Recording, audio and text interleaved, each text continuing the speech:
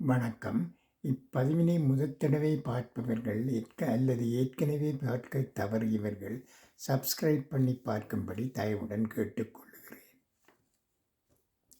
தத்துவங்கள். தேவையான ஒரு நொடியில் கண்ணீரும் கிடைப்பதில்லை. இனிமையான ஒரு பொழுதில் கூடிச் சிரிக்க நட்பும் இருப்பதில்லை. நம் உடல் ஒரு அமைச்சரவை.